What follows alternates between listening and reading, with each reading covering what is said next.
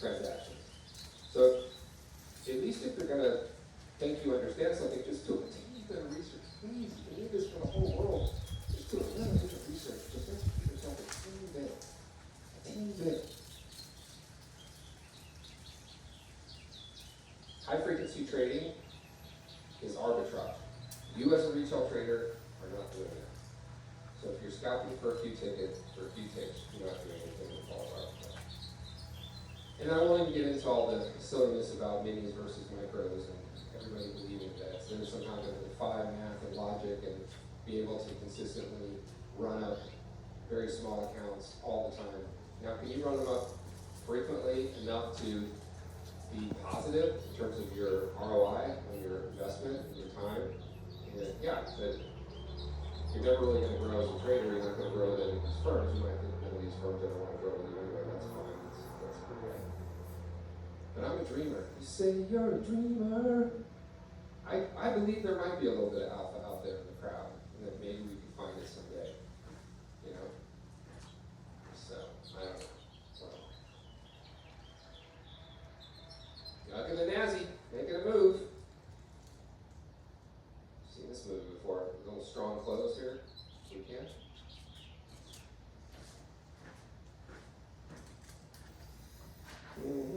How did I end up making 1,200? I'm up almost. I'm going to disconnect several of these accounts that are up even more, and I'll just leave some of the ones that are just trading strategies. Today in the trade room, right before we closed, I said I had done 88 trades and they were 100% profitable. And anyone who was in the trade room this morning saw it in action. Not on my charts. It was what everyone was doing. The Dow Jones just ranged perfectly. It was a thing of beauty.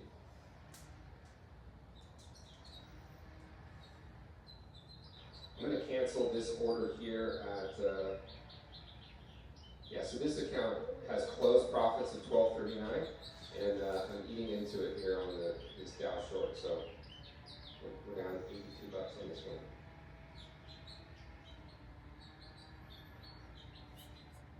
Glad I finally noticed the heavy breathing. Just in fairness, the heavy breathing doesn't come in all that often. It doesn't come in. It's not a frequent thing, but I have become aware of it.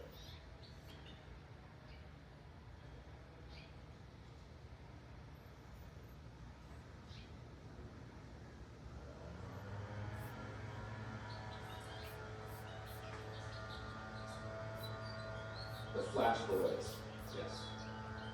We should have paired with the Flash Boys of Prop. Rod, I'm here to learn. You don't have to address the minutes, which is what experience. Let's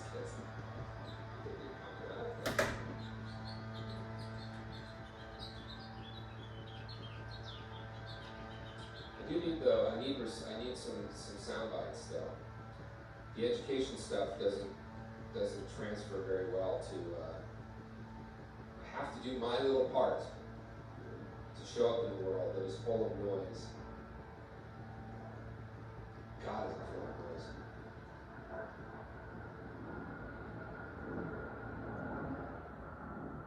All right, we can get to some learning. So real quick on learning.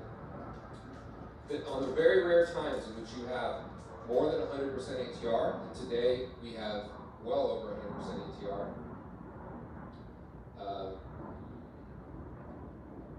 Or actually at 100% ATR, I should say. Again, it doesn't account for this move here. It just accounts for this right here. 29, 66, 29s. So we have 100% ATR if you don't account for the gap. If you account for the gap, it's even more. It's like 200% ATR, right? So let's just call it 100% ATR. On days where you have 100% ATR, you're going to find that the bands are going to get you done. They're more often than not, the price is not going to spend much time outside the bands.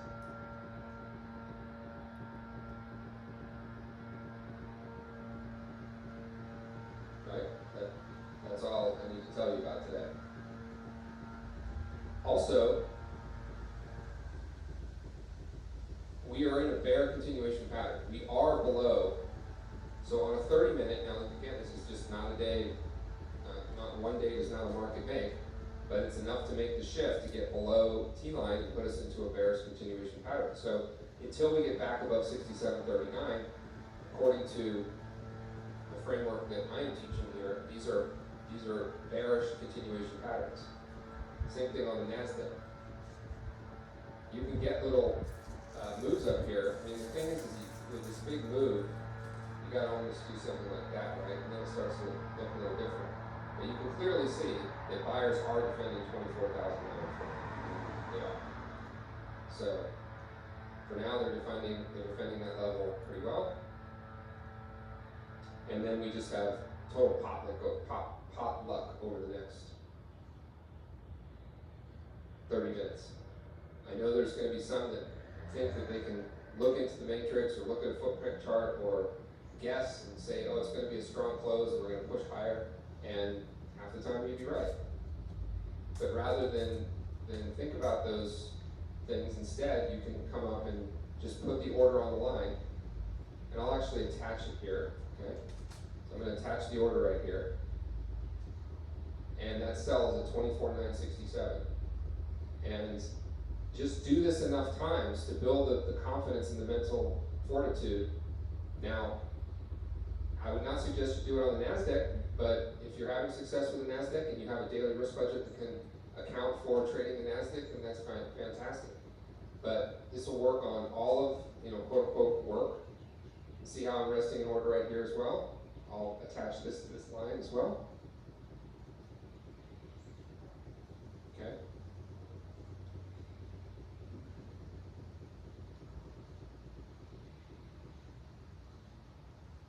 Ideally, this also puts you in a position in which, you're not too worried about 50 bucks. Let's see, it keeps going higher and higher and higher. By the time it gets up here, I have another indicator that runs not on Ninja, but on some of my other stuff. It runs on a dome on TT that will tell me exactly what I'll be up or down at any next fill.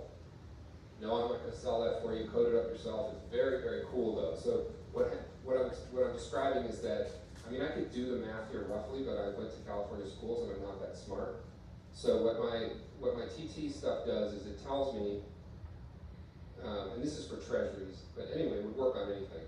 It tells me at my next add or at my next target exactly what that position will be up or down, so I know whether it's still within my daily risk budget or my risk for that trade.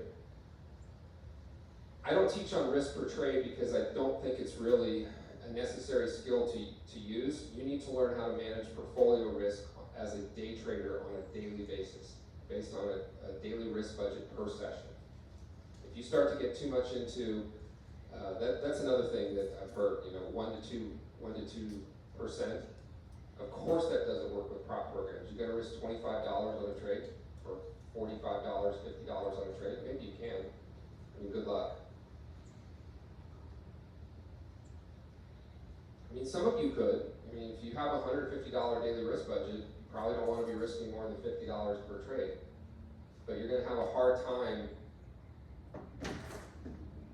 developing situational fluency. In other words, feeling comfortable as markets move against you or for you. There are many people that feel just as uncomfortable with a winning trade as they do with a losing trade, because they think it's going to come back against them, or they don't have the ability to let it go to target. Say yeah me in the chat if you feel that that's how you're wired, that you feel as uncomfortable in a winning position as you do in a losing position. Ideally, you want to get to the point where you feel as comfortable being uncomfortable as you can, and you make the best decisions you can with incomplete information.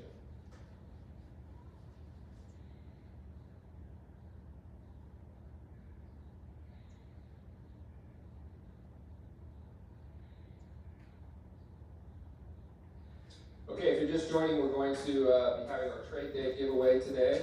I don't know, did anyone come up with a better suggestion for the giveaway? I didn't read that.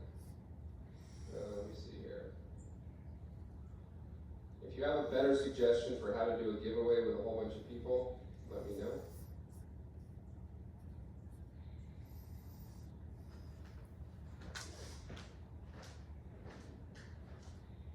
Yeah, I wish clickbait didn't work, and I really do. But you know, I did a series of a series of long trainings.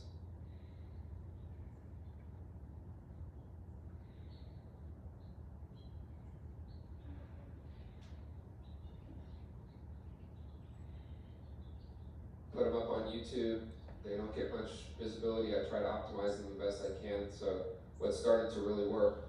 You know, I hope I get the stream to the point where generally when I'm streaming, now again, I'm doing it later in the afternoon, not during the market hours, but while I'm streaming, there might be a couple hundred people watching.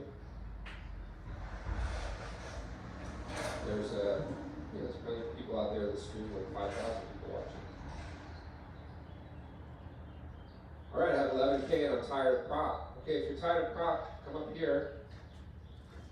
Give me one in the chat if you were here on the Friday.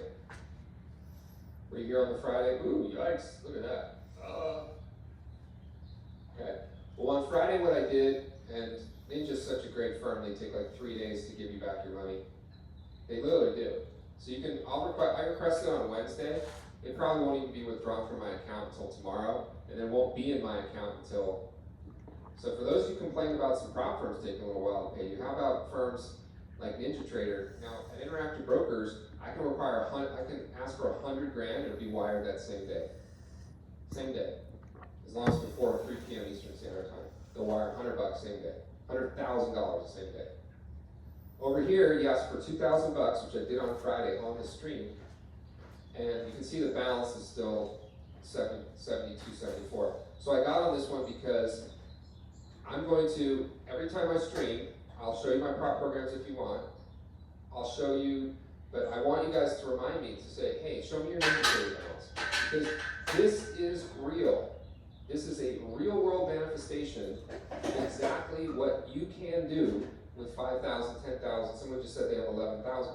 So if you don't want to deal with the prop programs anymore, now, to be realistic, I mean, you have a lot more profit potential in the prop programs if you learn how to copy, and manage. But if it takes doing it in the real world for a little while for you to see that this is how to do it, this is $223 today, and this is the month. I made a withdrawal to bring it down to 4,000.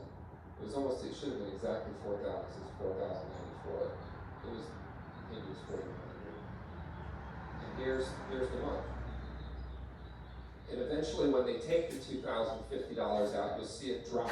You see it drop, and we'll start again for the remainder of this month.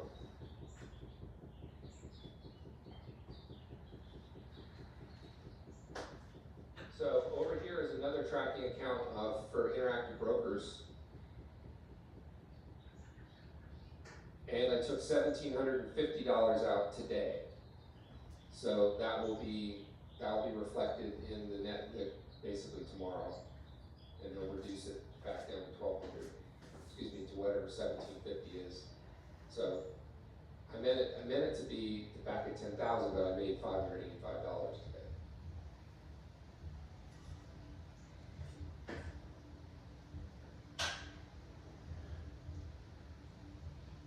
So you could say that you could try to do it differently or anything, but mark my words, I do not want you putting money in live markets and trading in an over-leveraged, bozo manner like what you might see elsewhere, okay? If you deposit $5,000 or $10,000 in NinjaTrader and you trade minis, you are going to blow up. Can I please tell you this? I don't care what your strategy is. You're not going to know why. You might have just blown up on Friday. You could lose your entire account, all 10,000 bucks on a 2-lot. Don't do that. But a great exercise is to deposit money in live markets while you also work and do what we're doing here on the prop programs too. Because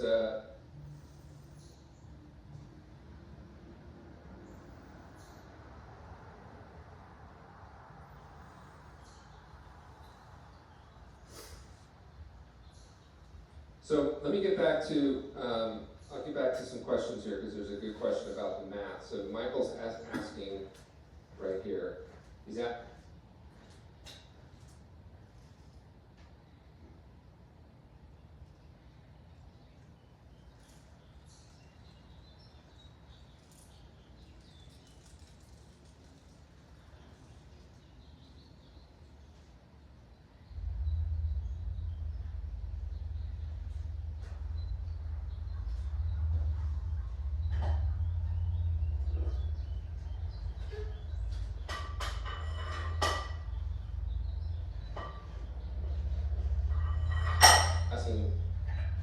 5 to 1% risk per trade. It is on the large accounts, probably an account of 25,000 or 50,000 or more, real money, right?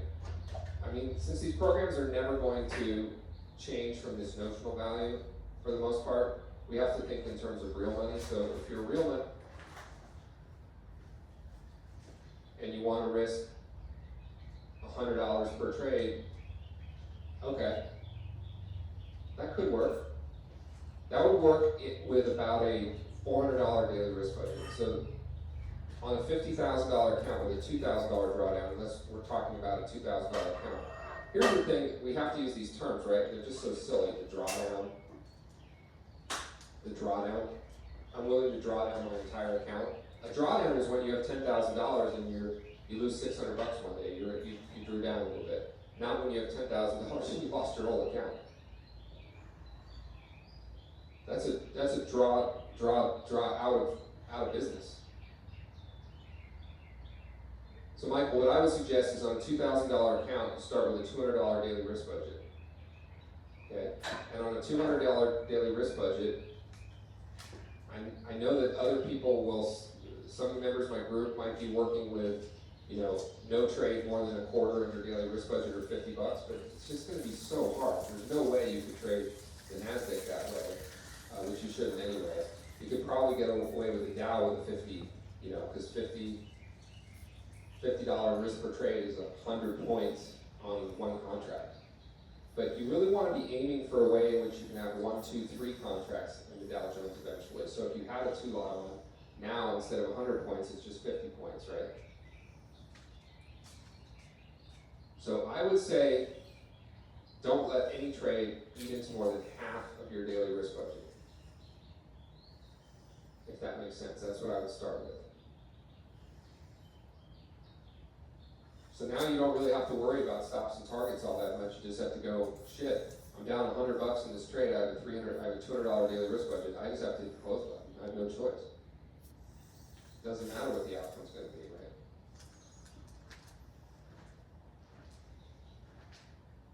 So there you go.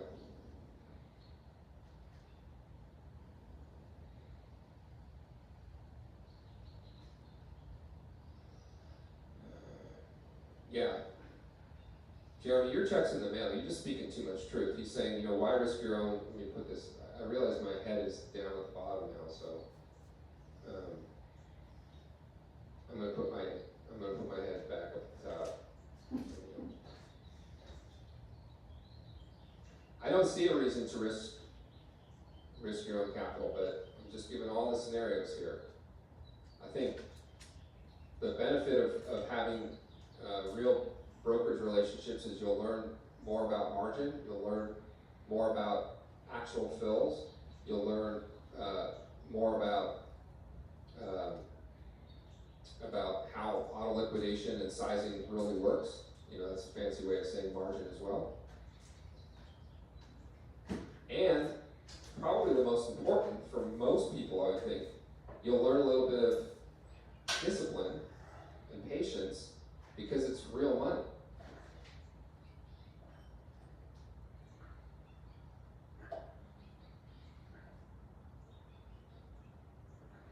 S&P creeping a little higher as well. Since I'm already short the Dow, I'm not going to have an equivalent short there, but I will here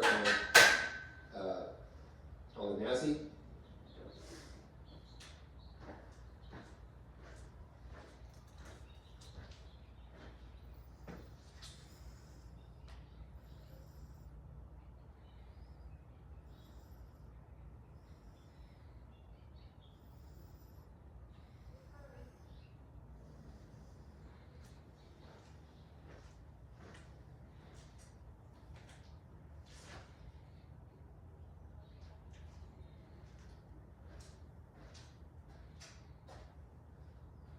Yeah, I had said the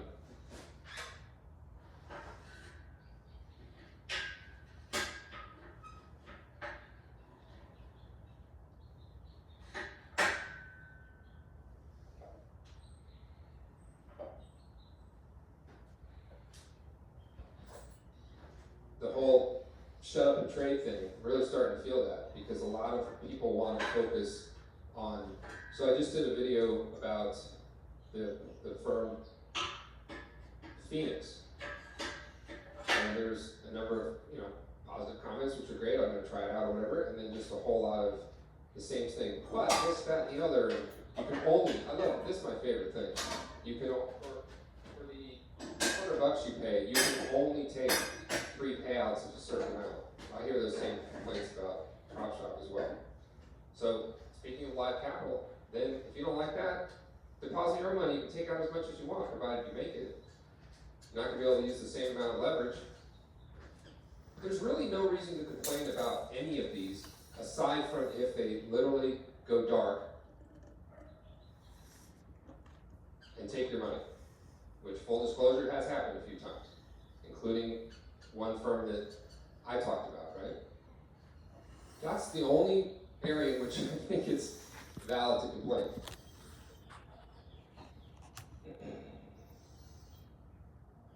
Log and MES, yeah, I like it. I think you could see the touch of not only 60 to 700, but we could get up to 6708. Know it all right. I'm the best ever. It's just hard. If Patrick Whalen can get away with saying it, I can get away with saying it. You can't fight math. That's all I'm here to say. You can't fight math. I totally agree that there's tons of ways to make and lose money. But in small accounts, you can't fight math. So if your way to make money in a small account is to over-leverage yourself the moment you push the button, no. You are just incorrect. I'm not here pushing the concept of mean reversion or of anything else. I don't care how you trade. It doesn't matter to me. There's a contest going on right now over at Trade Day. I'm going to give away and I've done a little stuff on the I said from the very beginning that was an excuse that I had zero chance of winning. Now I have absolutely no chance of winning because you're allowed to reset your account. So if you can reset your account, how does this have any bearing in reality?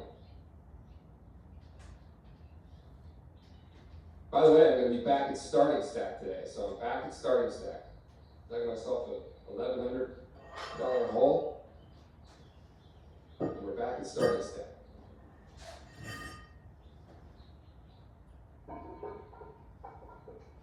So,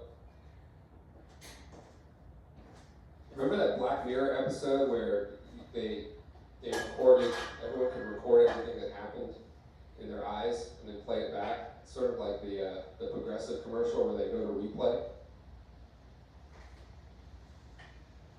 Sometimes I hear from people, and it's literally as if I don't even know what they heard.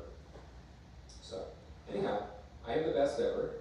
Thank you for your time. Please hit the like button. I know for a fact, and I'll use that pronoun, me, that there's no one else out here teaching this kind of stuff, doing this properly. There just isn't. I've looked at everybody else, there's nobody. So, you can learn it this way and have success, and, have a screen that looks like this more often than not. Or, I don't know, fine, do it your way. But your ways, if you're trading in an over-leveraged manner, it's not going to be sustainable. That's all I'm telling you. And I've done it longer than any of you, so I'm just telling you. So do it your own way. All right, 6,700. There you go, dude. Good hit. Nice target there. Just a big round number.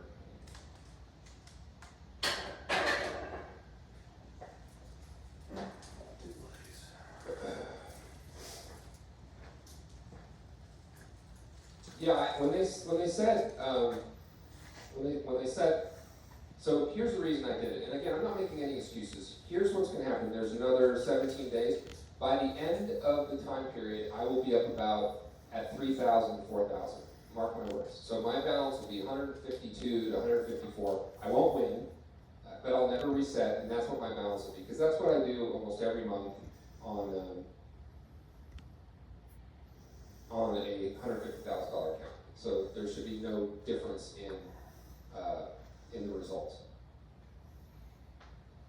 But the reason it is dumb, but the only reason I did it, because I said to them, I said, come on, and I didn't think of resets. In my wildest dreams, I didn't think there was going to be a reset, you know. So I said four or five things to James. I said, first of all, why are you doing 150? That's not even your most popular account. Let's do the account size that's the most popular, which is 50. No, we're doing 150. That's what these other people want to do. I said, why is there not a daily loss limit? Well, we don't have a daily loss limit. And I said, you have them in your funded accounts. No, we're not going to do it with a daily loss limit. Then I said, how about just micros only? Up to 10 micros, but just no more than, I think I said 5 micros. He said, well, that's silly at 150,000. I said, okay, I even agree with that. But it shouldn't be more than 1 mini. Of course, they're not going to do that, because that's not how their program works either. And James is a great guy. Don't get me wrong. I don't know if he's watching the stream. He's a great guy. His wife, I can't remember her name, she's the one who put the program together. But you know why I did it? I did it because I get a free coupon every month, every week, to give to you guys. So, there you go. I get a free coupon, and today, whoever guesses the results of my trading day is going to get a free coupon. Have fun. Nasdaq's pulling back a little bit. See if the Dow can pull back. Congratulations, that nice ding, ding, ding at 6,700. Based on what we're seeing here, we've got our markets on close orders. We can see actually some real movement today.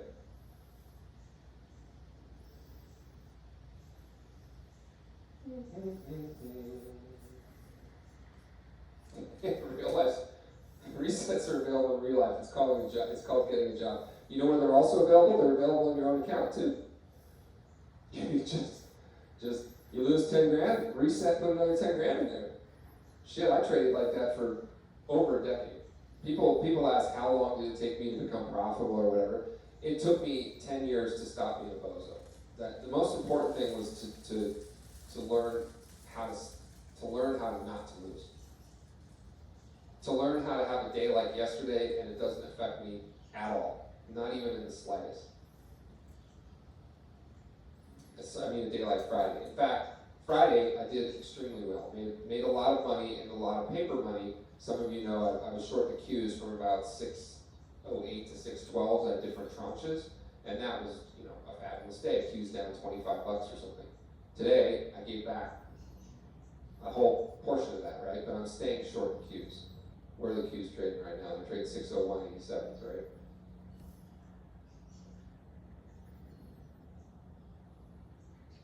Yeah, the way, again, in my perfect world, the way a competition should be done is similar to the way I talked about my perfect prop program. I would love my perfect prop program to have about a $2,000 to $2,500 account size. Your account would start with a zero balance. So it would start with a zero balance, so we don't have to keep track of, you know, and then, by the way, to their credit, this is what TopStep did with their XFAs, and a few other firms have started to do this, but it really hasn't taken over. It's great that TopStep ended up doing that with their XFAs, given the fact that they're the ones that screwed this all up back in 2012 by coming up with this notional value, and I understood. You know, well, no one's ever going to give us $150 for a $500 account. All right, there's our market close. We didn't really see much out of the Dow, a little bit. Yeah, that's all. Now the buyers might come back in. So anyhow, that side of the account, then you have to have a dynamic daily soft loss limit. It doesn't knock you out, but you're done for the day, and it should be on a $2,500 account, it'd be $250. So I told that to Leon over at Merit at Phoenix, and he implemented that. So on their Merit accounts, which I think you can buy a couple different sizes, but let's say there's a $2,000 one, there's a 25% or $500 soft daily loss limit. Now that's still probably bigger than reasonably what someone should be doing with their own $2,000, but I think that's at least getting closer to realistic identification of risk-adjusted returns. What is also cool about what they did at that merit account, and by the way, if you don't know what I'm talking about, you can just go to right here on YouTube. It's the last video that I published. It's an interview with Leon Grimm, who's the CEO of Phoenix Trader Funding. And their merit account is a account where you basically pay like $70 for $2,000 in capital, and it's just a 30-day little mini trading competition. And at the end, if you meet the criteria, which should be just producing risk-adjusted returns and trading small, there's some people that made some comments and say they spun their 2,000 up to 30 grand or 40 grand and then wondered why they didn't get an account. Because that's luck. I don't know what their report said, but let me say this again. If you take a small amount of money and spin it up to a large amount of money in 20 or 20 trading sessions, that is luck. It's not skill. Shut the fuck up. Okay? So if you do their program and you trade, and again, it has a two mini minimum, right? Which is still too much. It should be, like I said, 5 micros. But what they did, which is great, is that the daily risk budget is 25% of your starting account balance. They're the first people out there. I don't know why these other firms haven't figured it out. Every other firm, can you please figure this out? It can't be that hard. Can you please offer daily risk budgets that are dynamic? Meaning drawdowns that are dynamic. Meaning, if you grow your account, you have more risk that you can take on, even if it's 10 or 15%. Why can't you guys figure that out? I'm not a developer, but that doesn't seem that hard. So in other words, if you have a $2,500 account, on day one, your risk budget is $250. If you hit it, it's a soft stop, and you can't trade anymore that day. Now you can set some of that stuff up on your own, but it would be great if the firms just set that up. You have a good day, you trade it up to $3,100, you made $6. The next day, your daily risk budget is $310. Why is that so hard for Apex to do? Well, first of all, a lot of firms don't want to do it at all. The moment that TopStep removed their daily loss limit, their resets and blowups and the amount of money they're on the hook for dropped dramatically. A daily risk budget is not good for the prop firm. Not at all. Enforced at the data connection level, not good for the prop firm at all.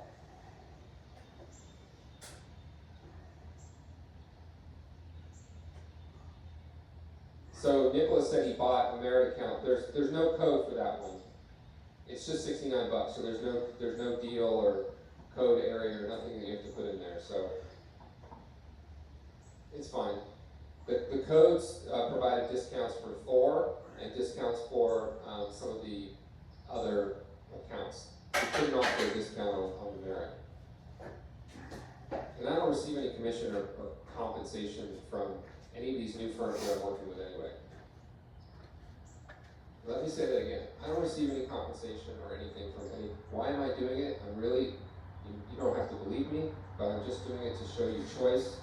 And I decided to talk to Leon again because, any guy that managed to build something as complicated as Thor, even though it's not perfect, it does a lot of neat things, and it's an ambitious, huge software project, and put that out in public, and then also stay in business and launch the right way and go through all kinds of shit the first time I interviewed him, because everyone was like, oh, he's going to go out of business, the discounts aren't good enough, this, that, and the other. And then some of you numbskulls making comments about their data feed is going to hinder them as well. What is it? Is Rhythmic good or is Rhythmic bad? Would you rather have a different data feed or not have a different data feed? Shut up and trade.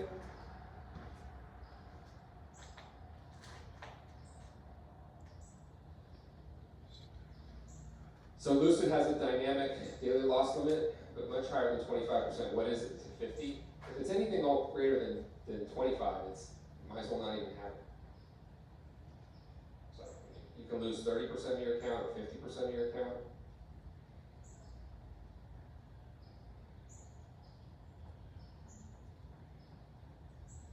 For those watching the markets, there's no trades. There's nothing to do here really. So I mean, one Dow short, everything else is, we'll do our thing when we add up the profits for today. I was happy that I managed to get back to starting stack on some of these accounts that got a little underwater on Friday and on Thursday.